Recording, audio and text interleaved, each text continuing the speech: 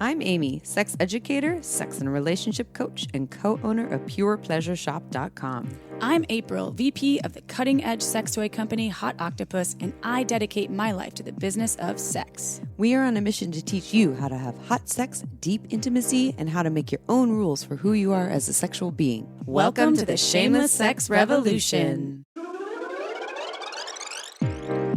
Want to learn more? Go to shamelesssex.com. And for 15% off of some of our favorite sex toys, use code SHAMELESSSEX at PurePleasureShop.com. You were listening to a pleasure podcast. For more from our sex podcast collective, visit pleasurepodcasts.com. Well, hello, everyone. Hey, everybody. Hey, everybody. It's Welcome. November. Oh, what's November? I have your mustache. I have my mustache on right now. No, you don't. I shaved it. Do you shave? I just use what's that? Buzzy. Oh, I love the buzzy thing. The Manscaped thing, but. Oh, you use the Manscaped on your face? Nice. Yeah. Well, I mean, I don't have that many hairs. You actually have like very little hair in your body. I know, but I get like one or two. I get the full bush. Yeah. I get like a full beard and a bush. I know you do, but you have so much hair. I know. I have a lot of hair. Like, you have like 3 sprouts for every follicle. If I were to grow out my full bush, it would be like the most massive. The 70s porn bush? Yes, like, down but your legs. But bigger. Yeah, like growing up on the sides of the thighs. My partner wants to be like, can you just grow out all of it? I was like, I don't think. So I rock a bush, but I trim it with the Manscaped, by the way, because vulva This owners is can not use even it too. a podcast. No, it's not. No, we just use it because we have them. But if I was to go full bush, it would be like full on. Even like the most conservative bathing suit, you would see bush sticking out. And you've seen me after not shaving for like 7 days. Like, where's your hair, bitch? And I'm like, it's not there. But with the mustache thing comes Movember. from, it's Movember. This is why we're talking about Prostate Awareness Month. It's actually, it's all about penis owning health, like penis which penis is next owners. week's episode. Yeah, right? yeah. This episode is about squirting, and this Squirting. episode's fucking awesome. Oh my God, I learned so much. I love him, Kenneth Play. But just to finish it off, we are opening the month of Movember to raise awareness about just health in general of penis owners, because we know that the butt can be a bit scary for some penis owners. The butt can be real scary. But we'll talk about that next week, so tune in about prostate health. But that's why we're talking about mustaches. And pleasure. And we're telling you about our bushes. Yeah. And our own side note, bushes. And I try to shave my anus hair and almost cut myself. Oh, yeah, that So one don't time. do that. No, I did it again. Oh, again? Really? Yeah, I just got to find the right angle. It's only the Jesus. left side. Do you want me to do it for you? I don't know if It I'm might be a better comfortable choice. with that yet. Oh my God. Okay. Well, anyways, so this is about how to squirt, gush, and have juicy orgasms, specifically talking about pleasuring vulva owning individuals who have G spot, G areas. Although he does say there are ways to do it without touching the G spot. Clitoral stimulation, all kind of anal stimulation. He talks about all of it. I love how he combines. So you'll listen.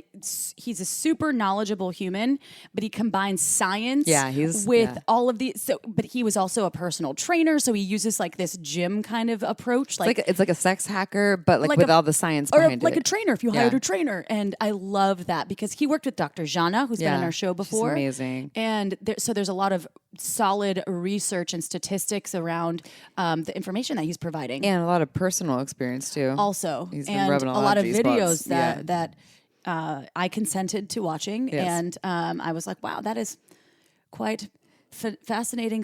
Pretty sure if we recorded amazing. this in person, because he's in New York, right? Yeah, New York, Brooklyn. I think it was in Brooklyn. So if we did this in person, I'm pretty sure I at least could have had my G spot rubbed that's by what you him. said. Yeah, he would have showed me how to do it. I was like, I would have not participated, but I would have been like the reporter at the voyeur. And I'd be like, so this is what I learned, everyone. And because my body is, a research temple. And anyways, just a little side note. I'm going through some personal shit right now. So if you ever hear me sound like a fucking dumbass, that's because I'm on the verge of tears left and right. I'm okay.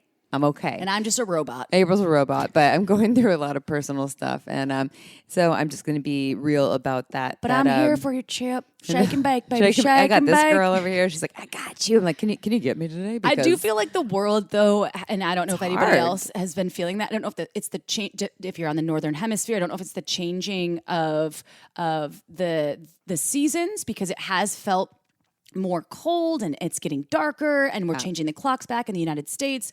In some states, starting this Sunday this podcast is going to come out after that, but I feel like collectively I have other friends going through some shit too. And as a collective whole, I put out an Instagram post of you and I on my personal one yesterday because I was like, wow, I feel like we all just need more love. There's a lot of shit out there right now that's, even when I scroll through like the documentaries, I'm like, this is all so fucking depressing. I'm just going to watch Friends again. Yeah. Or Sex in the City. Some joy and laughter, or just more gentleness. Just more love. And that's what I've just been calling it, more love. And I feel you and it's a hard place to be in. And sometimes even whether you're a person of any caliber, any age, life can be fucking hard. We thought it would get easier too. It just doesn't get easier. Yeah, I did think, I was like, once I hit maybe 30s, It's gonna be so easy. it'll be so easy. And I'm like, no, this fucking shit sucks. Well, it also got harder because we started doing the deep work, and then you open up the doors, which is a blessing, by the way. I recommend doing the deep work, but it opens up the doors to like, holy shit, now I know how to really feel everything, and there's a lot to feel. It's like our lifetime of feeling, and sorry if y'all don't believe in ancestral trauma, but I'm deep in that stuff, and so and there's no one to blame. It's just a part of the experience. No, I blame my dad. You know what? I'm still holding on to that now. So going to my dad. All right, read me a testimonial, Chip. This is such a good testimonial. When we received this, it was just a few days ago. I was really elated by every word. So thank you to this listener. We're not going to say your name, but thank you for sending this testimonial. I loved your episode with Kyer Wilshire. The essay he read near the end was so poignant. I share the desire for normalization of the human body and its innate beauty. I also made my first order from Pure Pleasure Shop and am having some fun with that. And I got on Field a while back and have had some interesting experiences there. That was in air quotes. You gals really are wonderful, and I love that he called us gals. Yeah. Thanks for what you're doing. Yeah, you keep having fun. And so Kyer was the one who took a whole bunch of was wonderful, a bonus episode, yeah. a bonus episode with lovely photos of us. We can't say the location because we weren't supposed to be half naked there, but we were half naked there in Santa Cruz somewhere. And if you're not following us on Instagram, go to Shameless Sex Podcast on Instagram, and you'll be able to see some of them. Why weren't we allowed to be naked there? I can't say why because they might know where it is, but we were not allowed. Okay. Why? My detective April, the dildo I'll tell detective. you later. I'm the dildo I'll tell detective. you later why, but it's a perfect location. And it was so private, and they're beautiful. We're starting to put them on Instagram, but his episode was about taking erotic self-portraits and as well as hiring someone to do erotic self-portraits, and then also about the sexting culture and the ways we can set the scene. It's not like to take some your dirty socks in the background, yeah, and lighting, or a turd in the toilet. Yeah, or a turd. Oops, that was not me. I had nothing to do with that. No, it wasn't, but it was. Well, it's great. And the essay you're speaking about was someone who, if you saw the photo of that person, they like, oh my God, they're so perfect. They would never have had body shame. And in that, they were saying, I have body shame. I wish the whole world could be more free to be naked. And it was really helpful. I started that experience. crying. Well, I wasn't hysterically crying, but I teared up and had to hold crying. back during when we were interviewing him, when Kyer read the essay, because it was so beautiful. Yeah. And the photos, I mean, I have the book here at my house. It's a coffee table book. Their photos are just incredible too. So yeah, it's just in time for the holidays. I mean, what do you get someone that has everything? I was thinking that a book of natural beauty, naked people doing things. Is vulva owning individuals. Yeah, this is true. All over, but in the most tasteful, but in beautiful nature. The one with the fucking waves. Okay, don't even get me started. Go check it out, everyone. Are you ready for a sex question? Yes, please. All right. I just listened to the episode with Lisa Lampanelli, which was last week, I believe, or the week before. Doesn't matter. Good question. It's comedians talk about sex and relationships, and it was eye-opening, particularly when she was talking about not even thinking about sex anymore. I'm a male, late 40s, married to a female who is 6 years older. She has been through menopause, and since then, her sex drive has plummeted. I admit it has been a struggle for me, as we used to have a robust sex life. I'm not seeking any ways to change her attitude towards sex.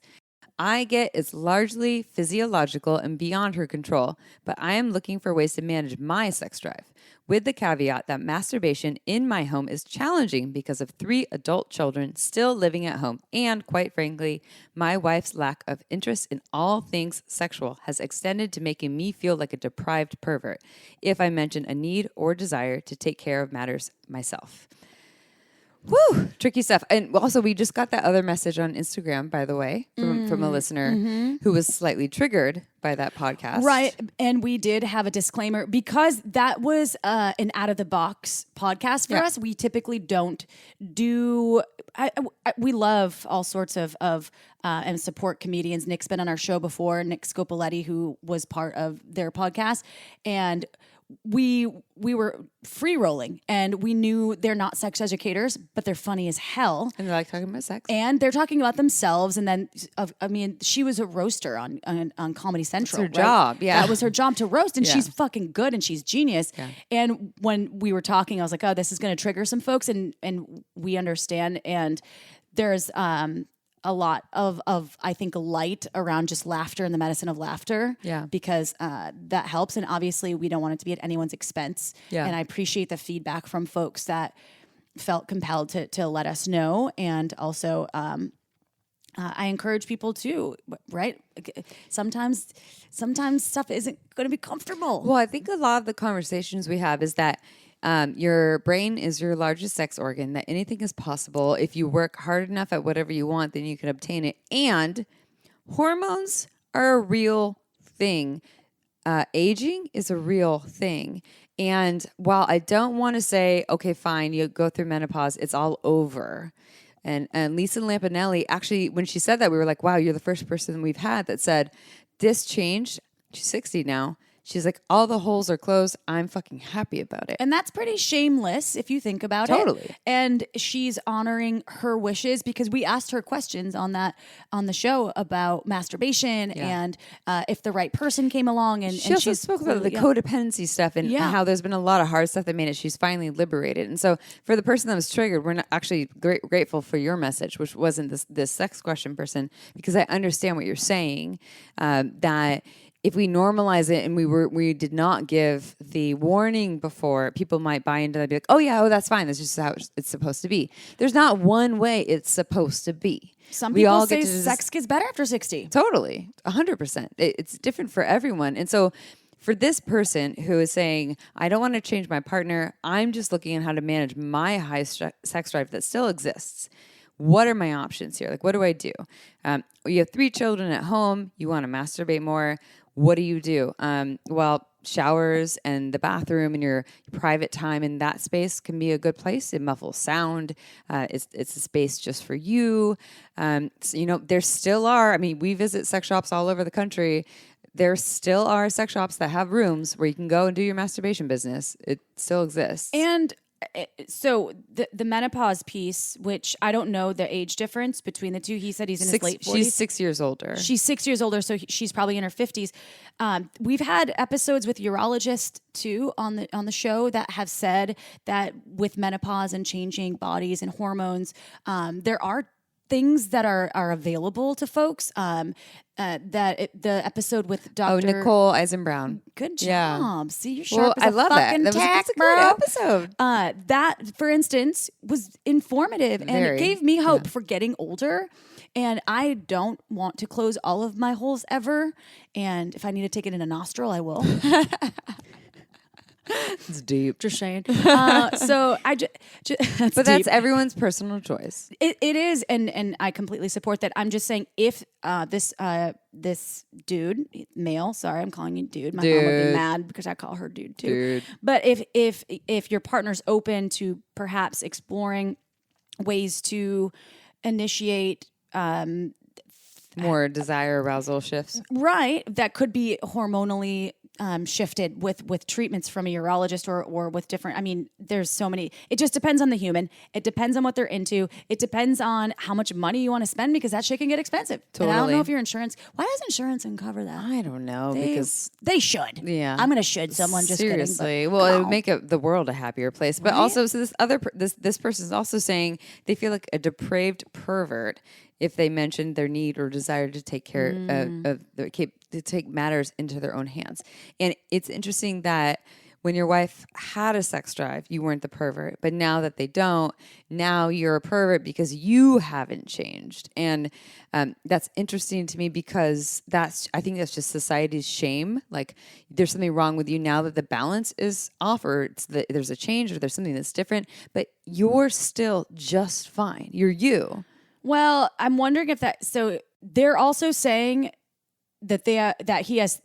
Both of them, obviously, they have 3 adult children living at home. So my thing that I just wanted to approach in a way that maybe the depraved pervert comment, which I would, I would encourage you to not ever think you're a depraved pervert because if it's a lack of privacy or thinking that you don't have the space to be on your own sexual pleasure game because you live with people and I don't know the size of their home, but sometimes you lack privacy. That happened to me when I lived with my partner and a teenager. I'd feel like sometimes I could only go in the bathroom by myself with my vibrator that's fucking loud. And there was shame around that. Or someone would walk in and I'd be like, oh my God, did they hear? And so that can be really challenging. So one thing which isn't easy, if you ever feel compelled to, you don't have to talk about your masturbation practice or anything with your children, but you could say, I need some self-care time. Yeah. Or something. That's what Lisa Welsh just said, I believe. Like Totally. Well, in the last that episode. was last episode. Yeah, you're right. Yeah. That was last episode. That like it doesn't have to be I need to go pleasure myself or wank myself or bang out myself or whatever you're doing. Me time. But I need some me time. So I'm going to close this door and no one bug me until I come out. Yeah. And that could be a thing, right?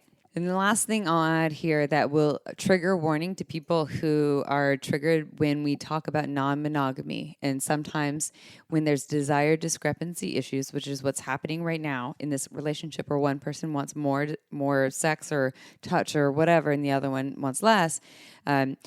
If that's really important to us, speaking to the person that has more desire, sometimes you might need to weigh out how important that is and speak to that. It might not mean, it's not like ultimatum, I need to go fuck other people. And if not, then I'm going to leave you. I have something to add to that because, so it's the digital age. You can use cam models and sex toys.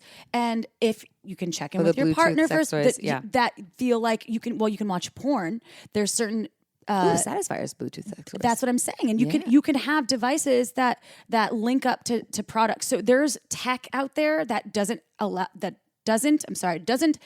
require you to go outside and find a sex worker or cheat on your partner or spouse. Or even find a third with ethically. Right. So yes, I'm saying if there is the conversation isn't received well by the partner and the ethical non-monogamy isn't on the table, which for some folks it just wouldn't be.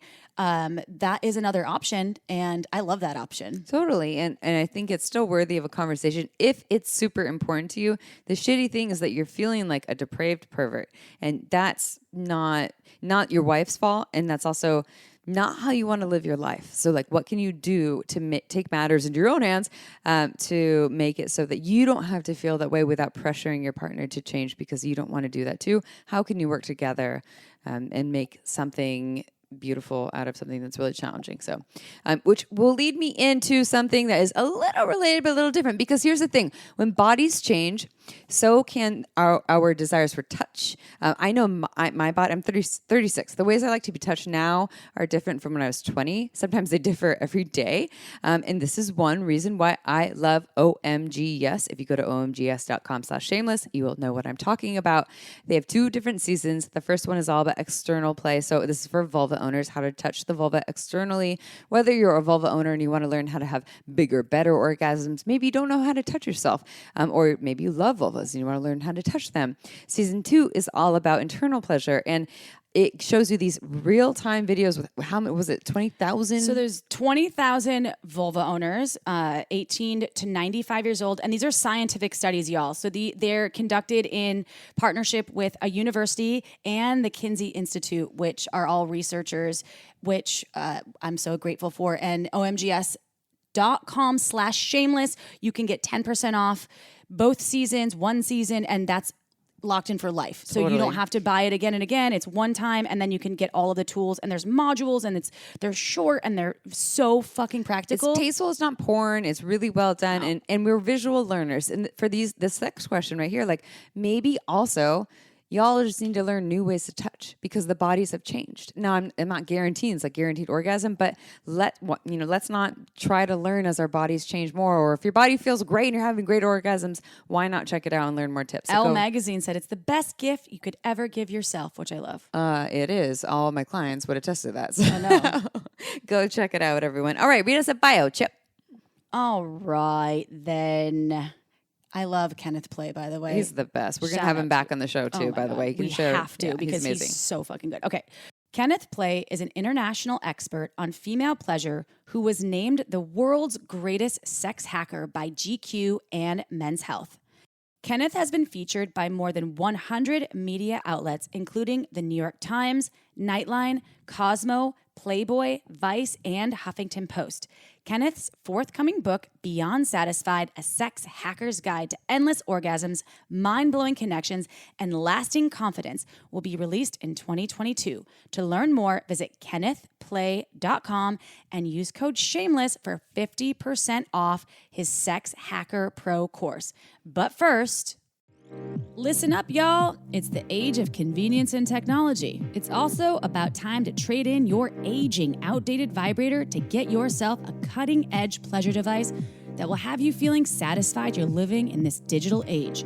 Satisfyer makes affordable and beautiful vibrators and air pulse stimulators that we love. With their new line of Bluetooth-enabled products, you can pair your Satisfyer with the Satisfyer Connect app.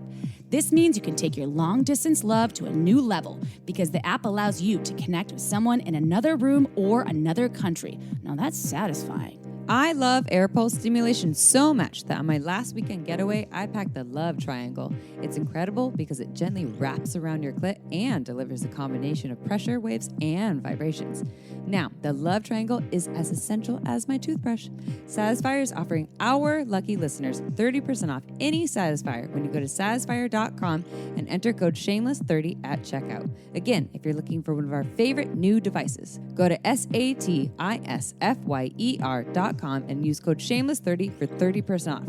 Go check it out. You will be so satisfied. All right, it's interview time. All right, everyone. Guess what time it is? It's not tool time. It is. Maybe it is. All the young humans are like, what the fuck is tool time? Nope, it's squirting time, gushing time. It is interview time. And we are here today with Kenneth Play. And let me tell you, so if you go to shamelesssex.com and you look up the number 1 to 5 top Googled episodes or topics, it's anal and squirting. And so we are here today. Well, we might talk about anal because it comes up all the time. It's a universal orifice. Everyone has one. We are here to talk about squirting. We're gushing, the how-tos. What is it all about? How do you do it? How do you learn to do it for yourself? How can you have a partner squirt and provide that wonderful, beautiful offering? Is it even real? Because that is still a question. And I have some opinions about that, but this isn't about me. Let's dive in. So first of all, we already told you a little bit about Kenneth, but Kenneth, can you tell us and our listeners about how you got to where you are today in the field of sexuality? This could be in your personal life as well as an educator, etc. Well, I probably have one of the most unlikely sex educator story. I was such an insecure Asian immigrant in this country. I always felt so sexually invisible. I moved here when I was 11, so it's this awkward age with dyslexia. So I mastered bad Chinese and bad English. So good luck, listener, with my English. But however, it was a really awkward time for me. And I've always been very sexual, but tons of insecurity, always worry about my cock size. And being a average size penis owner here, you watch porn all this time and you're thinking you're not worthy if you don't have a porn star cock. So I grew up with that. And I thought if I get really fit and look like a superhero, it will like raise my stock and like hopefully get me laid. It actually didn't happen. I was a lifeguard at Coney Island Beach in Brooklyn, and I was relatively fit, but the internal insecurity never kind of went away. But I also learned how to hack the human body, do fitness, like all the biohacking, fitness hacking, like how do you have really low body fat and grow muscle and do all those weird things. So I figure if I could apply the same thing I learned in fitness, the methodology, and can I apply it into sex? And in my late 20s, after a terrible breakup, I decided to go like, I'm going to do this. And then, holy behold, I didn't know that I could apply a growth mindset to sex. And you could, good lovers are not born as made. So I really live by that. And I think a lot of the orgasm gap is a skill gap, more than equipment. So I went down this rabbit hole on sex hacking. And the first thing I learned was squirting. So, and funny enough, I learned a lot at sex parties because that was like kind of the gym, right? It's evidence-based learning. I could look how people do things. And usually they're not doing it for a camera, although there's a lot of sport fucking when it comes to sex party too. However, there's still real life, real people, and I get to talk to them. So both I'm like nerding from scientific journal to real world application. And I found a way to really deconstruct sex in a way that is more like a personal trainer. You know how they say like a bear is not interesting, a unicycle is not interesting, but a bear that could wear a unicycle is interesting.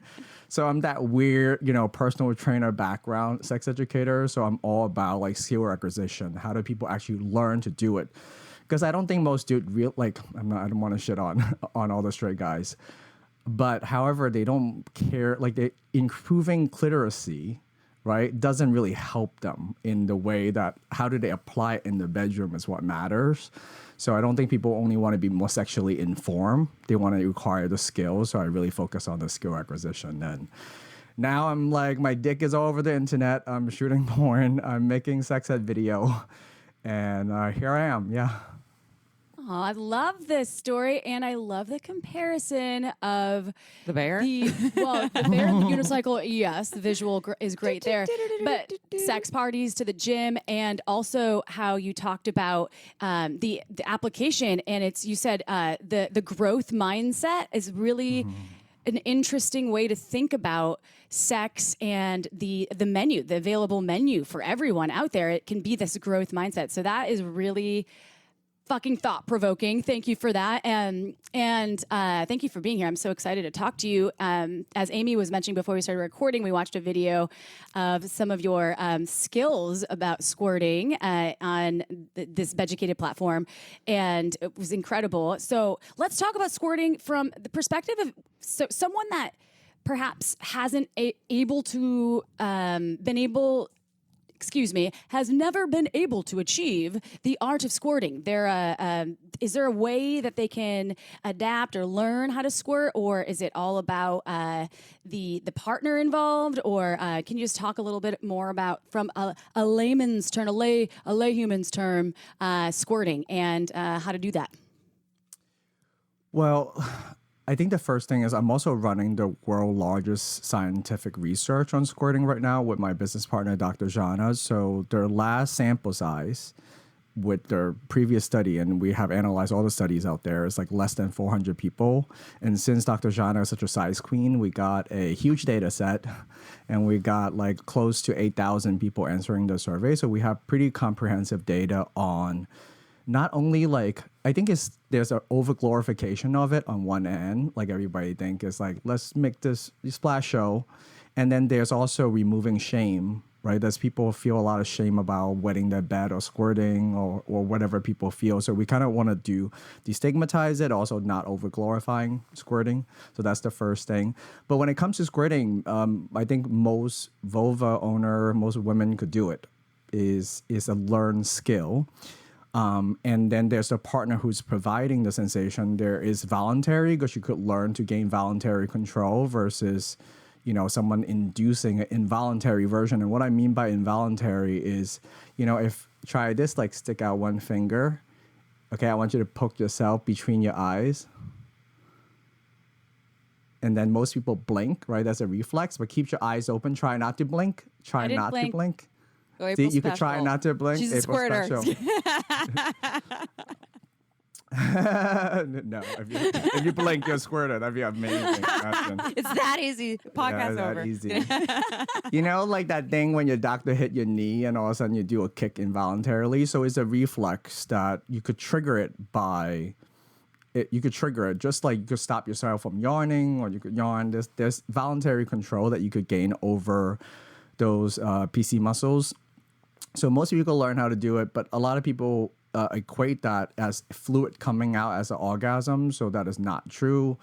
A lot of people don't orgasm while they're squirting. It could work. They could be adjacent, so they could, or parallel. They could squirting while they're coming as well. Some people love it. Some people hate it. But it's definitely a learnable skill.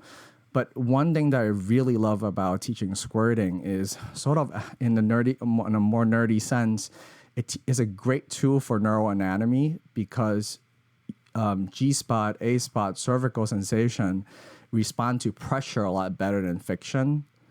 So G-spot stimulation that cause squirting is a great way to teach the pressure, like how to adjust the pressure so it feels good. So I love teaching people how to produce sensation internally that feels very unique, very different, very strong. And it could lead to squirting, and it could lead to orgasm with squirting, but it's definitely a skill. And most people who just watch porn and get their sex ed that way, like they learn how to drive by watching the Fast and Furious. They just like they have to learn the physics, real world physics. So once they get it, it's really effective. It's not the way to learn, everyone. Not driving from the Fast and the Furious. So, okay, I'm going to go into a personal Amy story about squirting. And so I think there's something in my family genetics because my mom, who listens to the podcast, hey, Mom, what's up?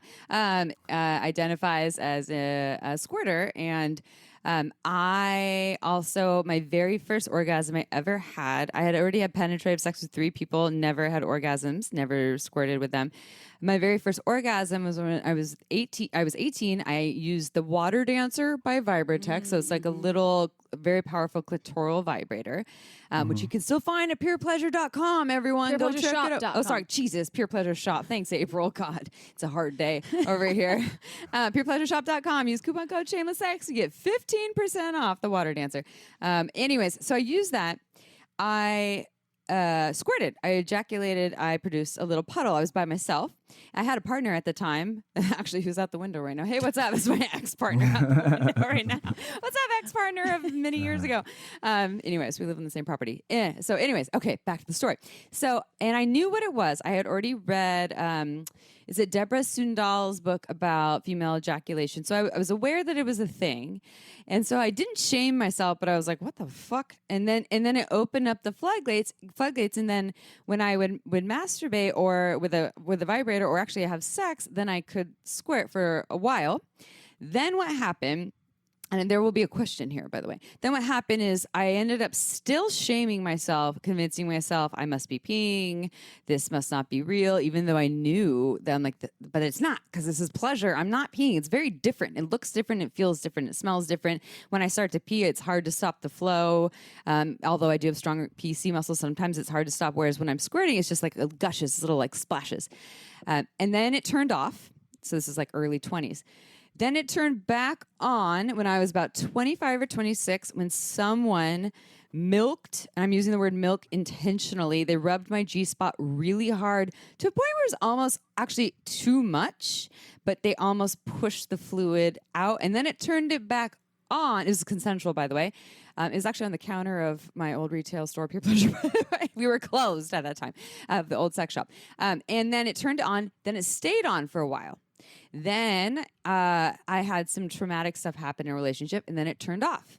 Then all of a sudden the relationship was good, and then it turned back on. Then the relationship was bad, and it turned off. And so my question here is actually will be multiple parts. I guess I want to break it up into a couple things.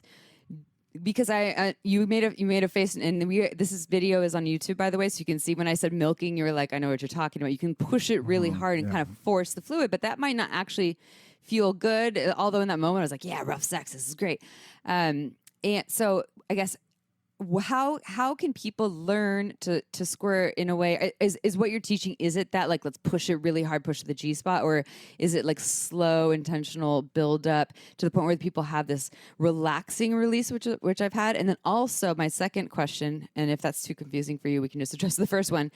Do you see this where it goes on and off and it's based on emotional states and like there's a lot more to it than just the hand technique? Yeah, I mean, you brought up so many different distinctions that I could kind of like, I could kind of break it down to pieces. Let's talk about the emotional part. I think that's important because, okay, so baseline, I just finished writing my book during COVID and I got to interview Dr. James Fowles, which talks a lot about the dual control model. So Emily Legowski wrote Come As You Are. So the dual control model is the brake and the accelerator. So when you're in an inhibitory system, right, you want to literally inhibit everything. Your emotions, your brakes are on, so you don't feel maybe as relaxed or trusting to let go. Letting go as letting your body take over and just be in its function. You know, it's like you holding down a burp or like I don't want to sound more gross, but it's like holding in a fart. You just don't feel comfortable being yourself, right? It's not very different. So it could be that at that time, you just didn't feel like there's enough trust or you feel vulnerable and you just don't want to let go all the way. A lot of people, like first-time squirter, would have a emotional release as well because from the neuroanatomy standpoint, those, like especially your vagus nerve and your hypogastric nerve, it is the same, more on the vagus, it's more how the motion part, like that gut level feeling, a lot of that sensation feels like a pear cramp but pleasurable, you know? Right, so on that side, so if you suppress your emotion, you don't feel all of it, right? So because we could voluntarily shove our feeling down, right? So if your emotional channel is not open, a lot of times that we inhibit our bodily function as a byproduct. So we are controlling it so we don't feel more pain or more pleasure, right? So because letting go, you have to allow pain or pleasure go through your entire body. So my hypothesis at that time, you might feel more inhibited because you don't want to fully let go or surrender or be in your body experience. So that could be one thing about the turning off part. On the mechanical side, and please let me know if I'm being too nerdy. No, we love nerdy. Yeah. We're like, nerds are hot. I love this. So when it comes, so the G spot so the G spot on top of the G spot is the urethral sponge, which swells up while you get sexually stimulated. And a hypothesis from the study is that fluid builds up in your bladder as well during sexual stimulation, but not the same filtration that you go to making urine because it just want everything to be engorged. So what we think that happened is that doing sexual stimulation, your bladder want to fill up quickly. That's why it's so much more diluted than if you were just, urine. So especially for people who literally just pee before they went on one of the study and they get sonogram, and you literally see the fluid build back up really quickly. So we're not sure. I mean, we haven't done another sample of the sonogram, but those are the reason that we believe that the gushing liquid that you see in porn especially is fluid building up in your bladder. Now the urethral sponge built up some milky white substance, which is similar to prostate fluid. So the urethral sponge is the female version of the male prostate. So they also have a little ducts around your urethra that could come out. So it could mix this fluid from the bladder to the milky substance from the sponge. So you could have like droplets to like a shot glass worth of the milky white substance or a Gatorade bottle worth of their clear fluid. So I think the best way to, and this is hypothesis still, we're like analyzing data, but so this is what I believe. When a guy have a hard on, it's really hard for him to pee because the swelling of the engorgement of the penis prevent, like it really shuts down. But you really could pee if you really try to. Like if you have a hard on, you really gotta pee, you could do it. So same thing that the swelling, it just prevent fluid from coming out.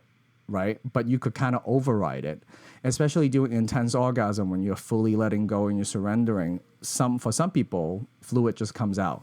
I think when people are like feeling like their entire experience in their body is sort of a release, and it could be release emotionally, the tension, the G-spot, and sometimes when people are having penetrative sex for the first time, it kind of feels like you have to pee a little bit, but not exactly. It could be a pleasurable.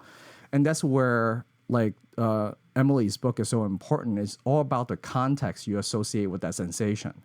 So you talked about shame earlier. So imagine you're a typical female who want to keep their virginity, so don't penetrate sex internally. And then as soon as you start having penetrative sex, you have this weird feeling that you kind of have to be. And then you're thinking about, I don't want to pee in my partner. So you're just so used to clinching as an involuntary clinch. And until you find the partner that you feel safe enough and relaxed enough, the one that you will pee in the same bathroom where it's brushing your teeth, like that kind of relax and chill. Yeah. And then sometimes the squirting happen because it required the same level of comfort and trust.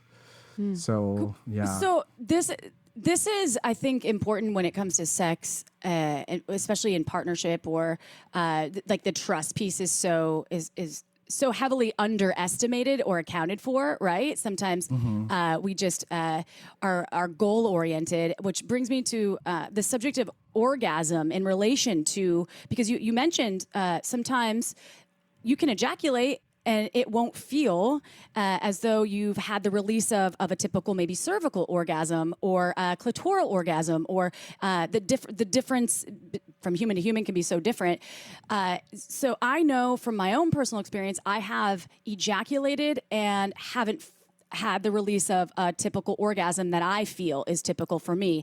So can you talk a little bit about how those things are related in terms of orgasm to ejaculation, and if they're married or they're cousins, or Are they even related at all? Yeah. They could happen in parallel, so you could have an orgasm. And the definition of orgasm is there's so many different sort of scientific definition. Like, is it the subjective experience you have with your brain? Is it the release of sexual tension? Is it the pelvic floor contracting in a certain pattern? They all could be, depending on what the person feel. But you could definitely release the fluid without having the orgasm bit subjectively. So it's like what I talked about, the trigger earlier, like hitting your knee like by the doctor. You could do that and then it would just let go because it just comes out. But it doesn't mean that person enjoyed it or had an orgasm. But I think guys are so attached to the idea of like us ejaculating as orgasm. So we feel like we've done something when we see some splash show. I did it. So dear basic bro, it doesn't mean they had an orgasm. And but I think many basic bros are also very caring too. They just don't know, Okay, time for a quick break. This podcast was made possible by Uberlube. It's a luxurious silicone lubricant that enhances sex and intimacy. We receive emails from listeners who have tried Uberlube, and the feedback is unanimous. We never knew lube could be this good. It's also less likely to throw off the pH than most other lubes, and there are thousands of doctors recommending Uberlube to their patients, whether they want to make their hot sex even hotter or for folks experiencing dryness. Uberlube is without a doubt my favorite lube. It has no flavor, no scent, and feels absolutely amazing on my body. And it isn't just for sex. I use it to tame my hair frizzies, to prevent chafing, and I even put some in my mouth before an oral sex session. Totally ups my blowjob game. Oh, and the bottle, it's beautiful. It looks like a cosmetic product, so I just leave it out on my nightstand, totally shamelessly.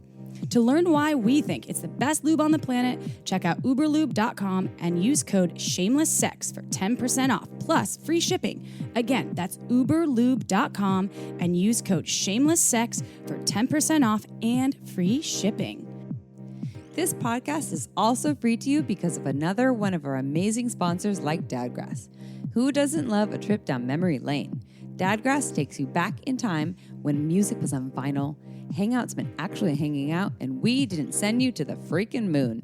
It's time to revive the pleasure of the casual smoke. Dadgrass is organic, smokable hemp that relaxes your body and mellows your mind. Their 100% organic joints are very low in THC and high in CBD, so you can enjoy the effects of CBD while keeping a clear head. It's like having a glass of wine, not the whole bottle.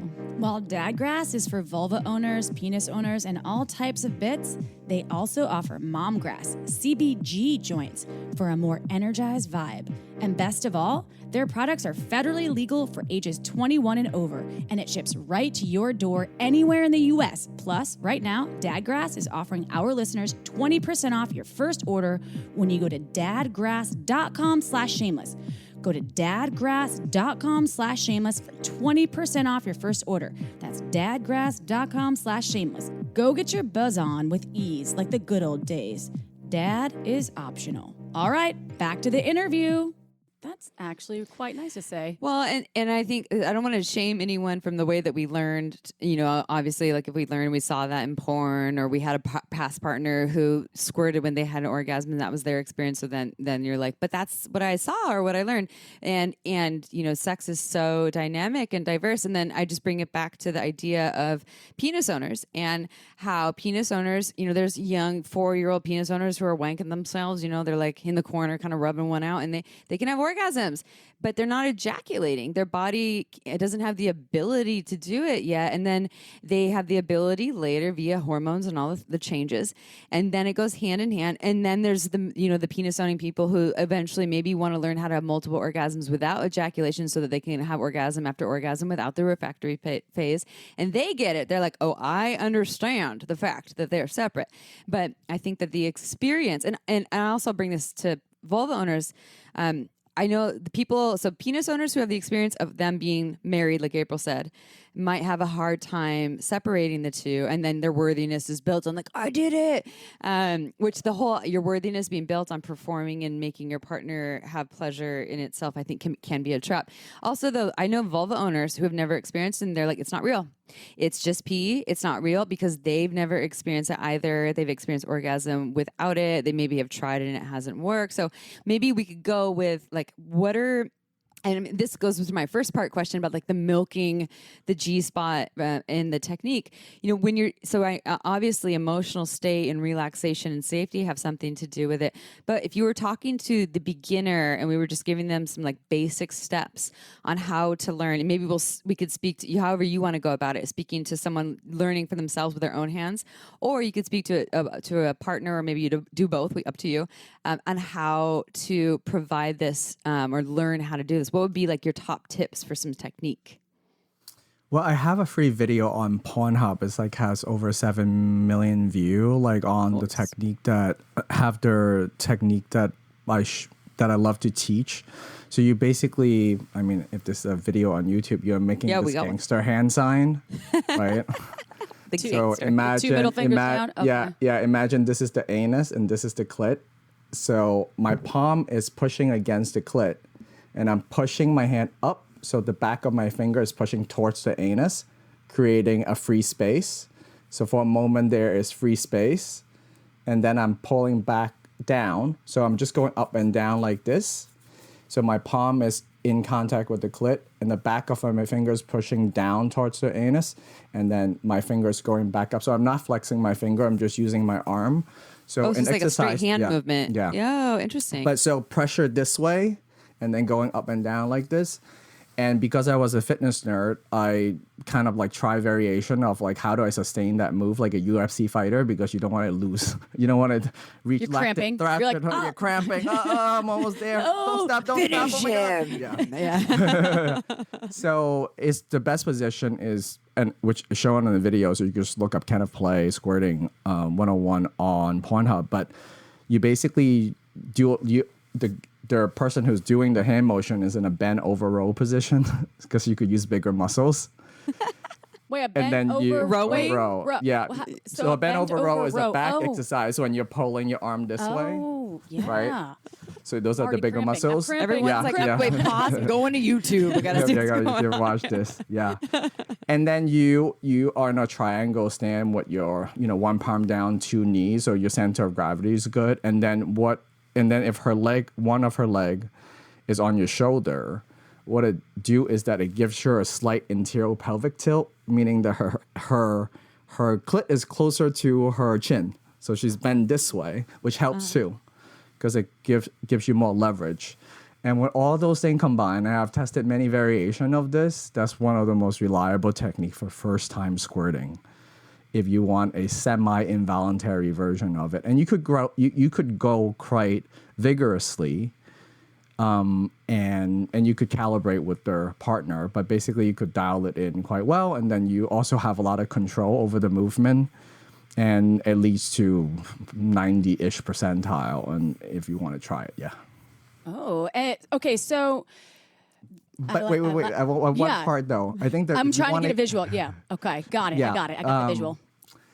So if you want to have an orgasm accompanying that, the best way is to edge that person a lot. They're dying to have an orgasm, like an inch away from the cliff, right? And then do the move, and you will get enough clitoral stimulation from the palm and intense G-spot sensation.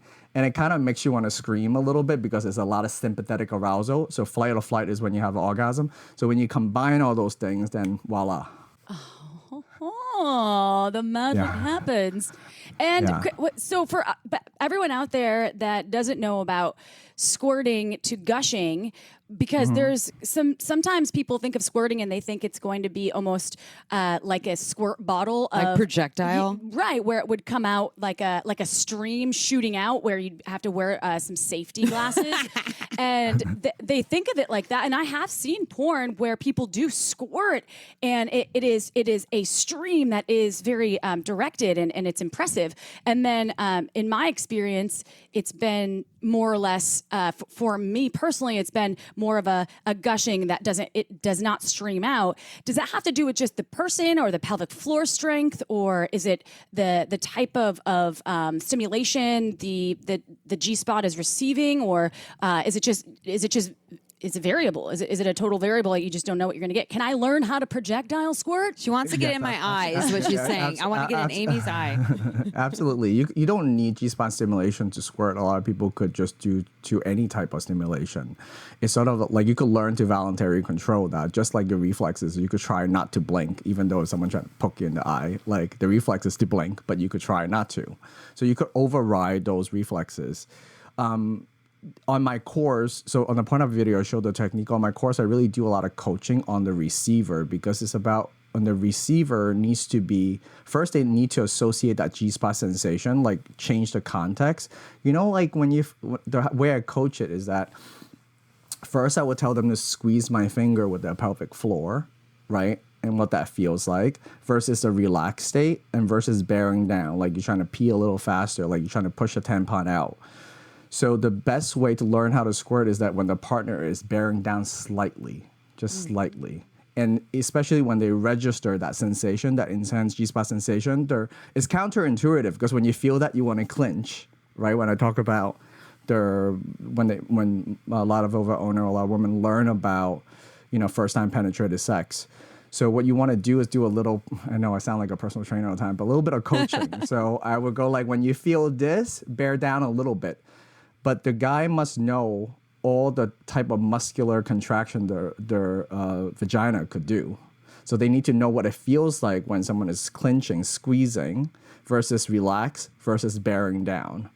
For some vulva owner is voluntary and they're conscious of it, meaning, and from just involuntary things just happening. So you want to turn some involuntary things into a voluntary control. So as soon as the receiver learn how to bear down just a little, and also the other coaching that I really love teaching is teaching them how to move that energy. There's a lot of like tantra or kink practice.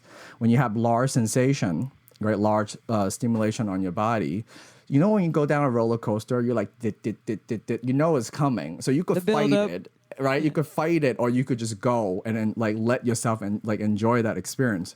So the state of mind matters quite a bit. So if you could combine the giver and the receiver, right, and do it at the right timing, and everyone knows what they're doing, then it's super easy. And if their squirter want to squirt a little further, just bear down a little harder. That's the muscle that controls that. So it's like a. So coming to that bearing down. So Get like your safety glasses the ready. pushing out. Yeah, I'm wearing my safety glasses right now. Wait, where are your glasses? Oh, you were wearing them earlier.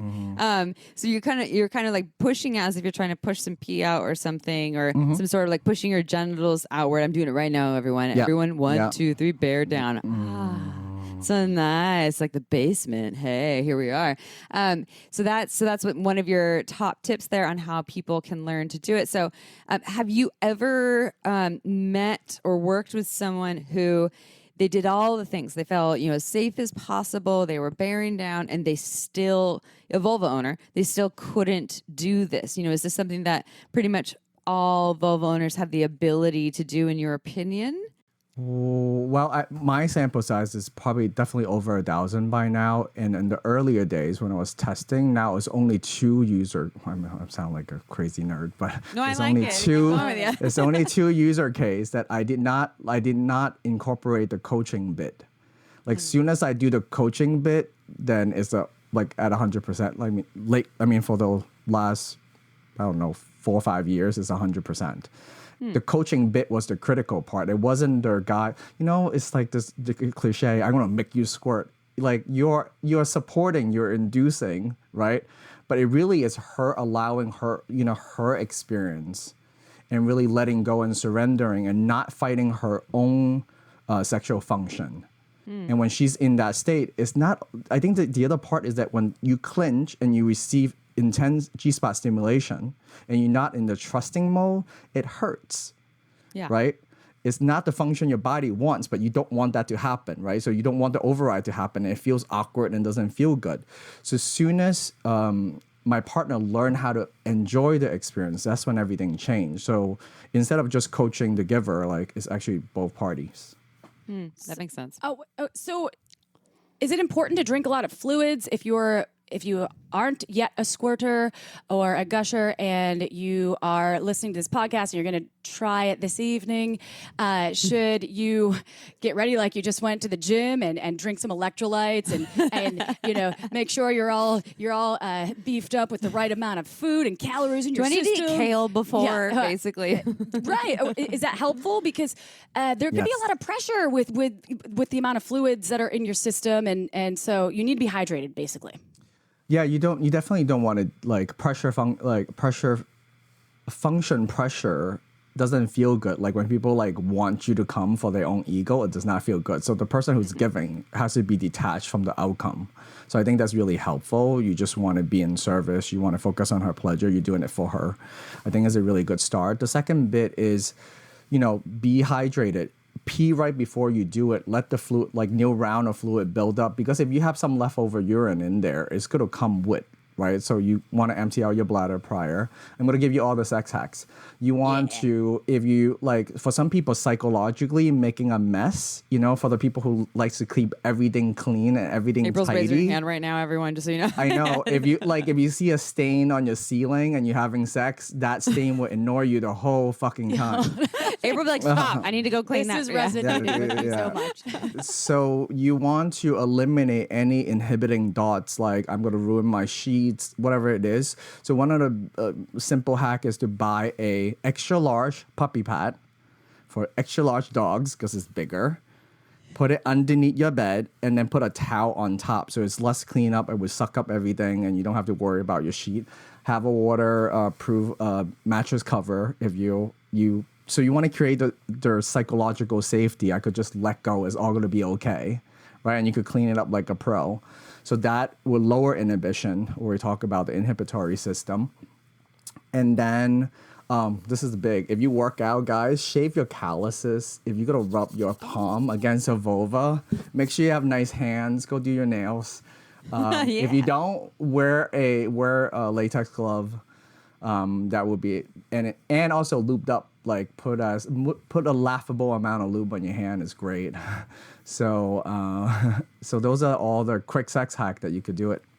Mucous membranes love some moisture, right? So that's pussies and cocks and even asses, right? Especially asses. Saliva doesn't last Doesn't as long cut as it. lube, and it just you have to have the lubrication and a sex blanket. I love the Fascinator, and it does give me the security knowing that I won't have to wash my sheets. Yeah, it's that if I even psychological. and it's true. It helps me release and drop in and be more comfortable. I have that even with all body fluids. Like even if I'm not squirting, but my body is just producing more of like a milky consistency from cervical fluid based on my cycle, and then I'm like, oh shit, now I gotta like wash all my sheets and my comforter. And so just laying down the Fascinator throw, again, also sold at PurePleasureShop.com, said that right, makes a big difference because then I can just relax and let go and let it get all over the place, whatever it is. And all I do is wash one blanket and it's super easy. Or maybe I just keep using that blanket again. It has some snail trails on it, so it makes a big difference. And what's really interesting about squirting is, so it doesn't like pressure in the way that it's emotional pressure or mental pressure, where the partner is like, I want you to squirt for me, or like, I need to squirt. It doesn't like that. And pleasure in general generally doesn't like that. Erections don't like it. My pussy generally doesn't like that. But physical pressure, so it's not emotional, it's the actual physical, like whether it's from a vibrator on the clit or hands or fingers on the G spot, G area, or I guess here's another piece. Have you ever seen people squirt just from anal stimulation without it even touching any of the clit or the vag? I mean, you touching the vag to anal, to their. I mean, it's kind of indirect G spot. Yeah, it's indirect. It's just like a membrane away. I'm actually making that content this week. I'm shooting anal squirting because people ask about it. So I could I'm creating a little add-on mini course to my Sex Cycle Pro course where at anal squirting, because there's just new stuff that I've learned and different techniques that you could do. Obviously, it has to be really warmed up. That person has to be comfortable with anal sex to begin with. But once everything is ready to go, you could definitely have an anal orgasm with squirting. But American is really good at isolating things. Like we like the vegan diet or the carnivore diet. We can only eat one freaking thing.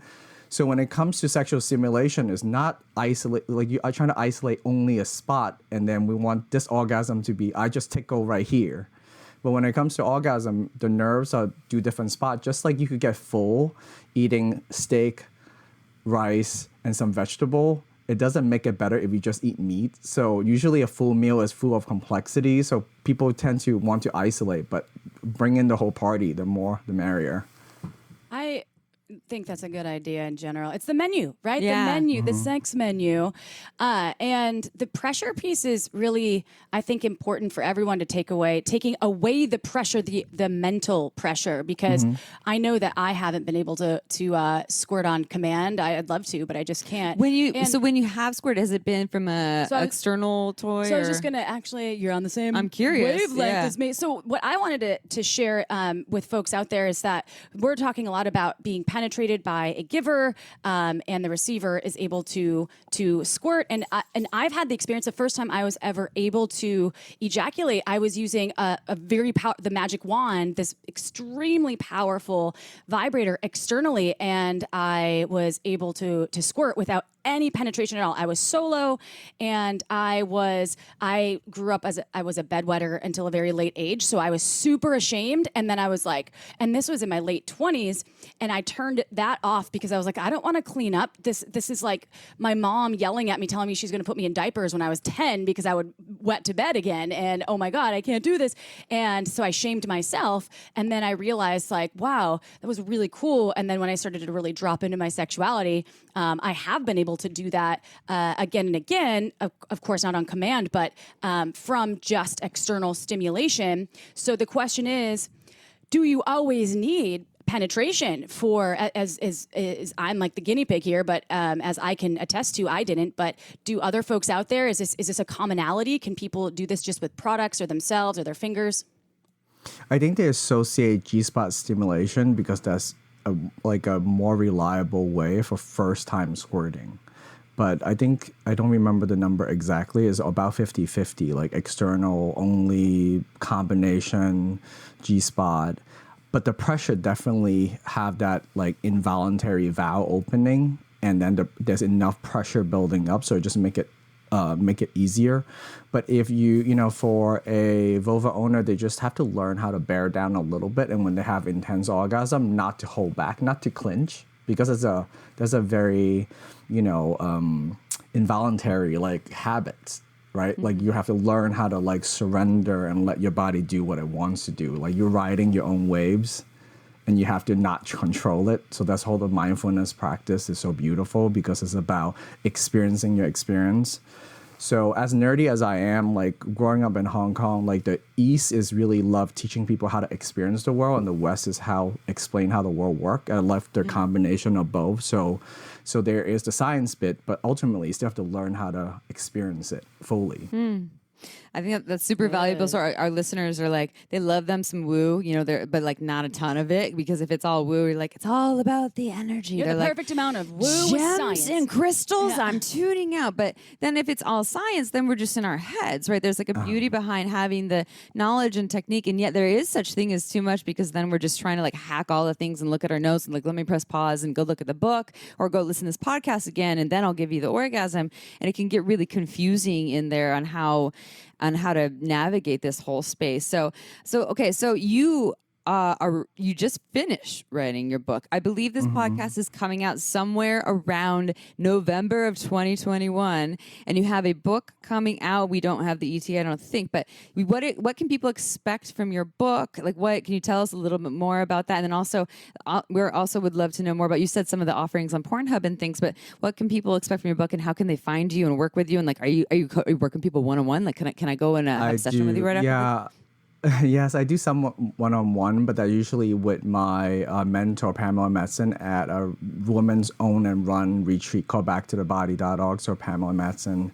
And that's why I got so much like hands-on experience from all walks of life, from different scenario, from learning how to release trauma, to learning all the ways it could have orgasm, to learning how to have multiple orgasm, extended orgasm, all the good stuff that you could learn, because to me, it's not very different than personal training. Like, it's a skill that you could learn. As far as the book is called Beyond Satisfy. And ironically, the Beyond Satisfy experience is able to give someone pleasure. It's not just so about receiving pleasure. So it's sort of you could go both way on the Beyond Satisfy part, but it's really about endless orgasm, mind-blowing connection. The connection piece is really important.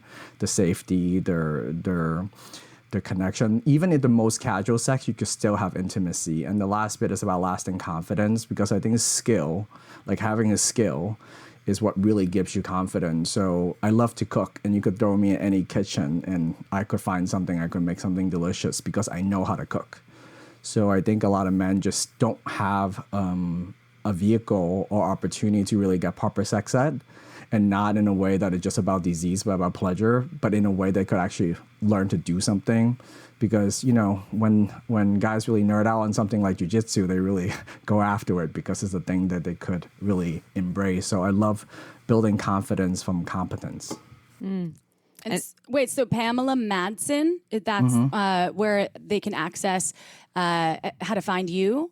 No, that is for the retreat that I work with her sometime. Okay. Yeah, for me, go to kennethplay.com. I have my Sex Hacker Pro course, which feature over 70 video, 12 hours of content. I teach everything from kink to anal to penetration to oral to fingering to theory, anatomy, multiple orgasm.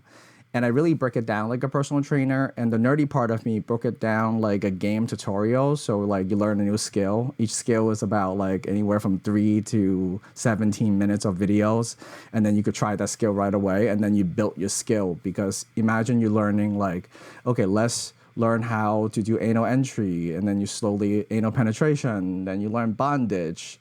And then you learn kink. So you could tie someone up. Anal orgasm. Now with the new content I'm adding, you could get anal squirting while someone is tied up that really enjoys it. So you could combine skills and you can make it in any way you want. It's like Zelda when you're getting all the treasures. Getting all the treasures, and you're like, oh, moving to. I have so many treasures. It's been a long time since I played, but that sounds good. It's like collecting treasures or like Pokemon. Although I haven't played but I know about it. and Maybe I Pokemon. like it. Although, actually, no, I did hear it. Never mind. That's a whole tangent. But some Pokemon kink and wearing Pokemon Kind of outfits. has nothing to do with Yeah, my work. yeah, Squirtle. Squirtle. Is that your Pokemon name, Squirtle? Oh my god. Oh, this is so fun, Kenneth. You're such a wealth of information, and I love the personal trainer meets this sex coach, because you take all the fundamentals that are involved. It's not just a quick fix or a switch this and you're going to be able to do that. You really start from the ground up. So I love what you're doing, and keep doing it more. How many more treasures can we expect to collect from Kenneth Play? Yeah, my book is coming out Valentine's Day next year. Hopefully, pre-order could happen if we get everything on time. Could happen even on Black Friday to start pre-sale. But I think there's another message I really want to send for a lot of straight guys out there. It doesn't matter how much money you have or how fit you are. Those things does not translate to sex skill. So you can have all the money in the world, and you could look like a supermodel, and you could be terrible in bed. So that is a whole separate domain. So I hope you invest time into work on that domain of your life as well. Oh my god! Thank you for that. Good message. Yeah. Where can they pre-order your book? Because I don't believe you shared that. It's going to be on kennethplay.com. Just sign up for my newsletter. Follow me on Instagram. So everything in Kenneth Play. If you want to see some free content, go to Pornhub. Just type in Kenneth Play. I'm also now have to start create an OnlyFans account soon, because it's a better way to host content. So yeah, but I think, thank you so much for interviewing me and let me share my story. We love you. We'll have all the information in our show notes too, so you can click on the links, and so that will all be there too.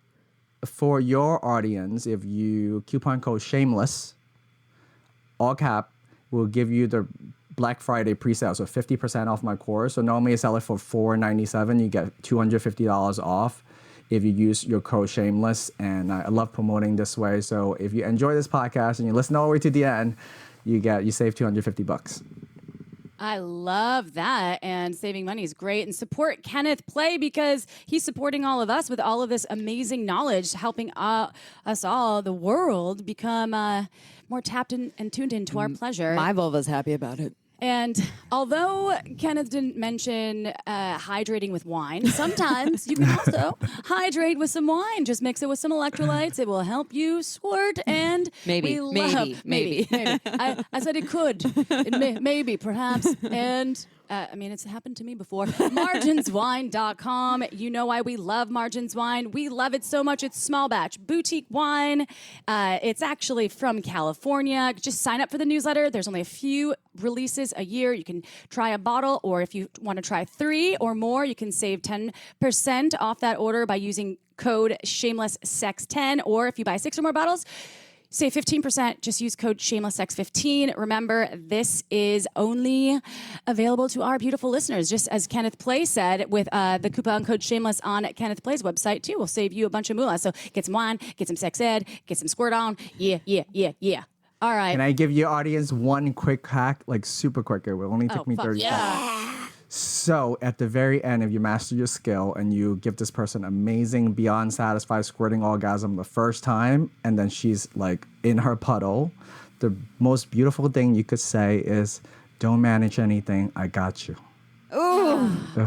I think my pussy just got wet when you said that. Just saying. Because management ink would drop back in immediately and just tell them, "You chill. I got you. I got this." Yeah. And I love all those pieces of just like, come with a warm towel. I love this. I warm can't get towel. enough of this. All you need to do is relax. We are in no rush. I could do this all day. And by the way, you have nothing you need to do here. I got you. Yes, I'm gonna go masturbate in the corner right now and I'm gonna go bait. I'm gonna leave her to it. No, you're gonna bait with me. We've never tapped into the mutual masturbation yet. All right. Well, I am sad to say goodbye to you, Kenneth Play, but I know we'll see you again. You were incredible. And to all of our Shameless Sex listeners, go ahead, give us 5 stars on iTunes. It helps people find these amazing sex educators like Kenneth Play. It helps them squirt and gush and play. And we love you so much. Thank you for being part of the Shameless Sex Revolution. We'll see you next Tuesday. Ciao for now. Want to learn more? Go to shamelesssex.com. And for 15% off of some of our favorite sex toys, use code SHAMELESSSEX at purepleasureshop.com.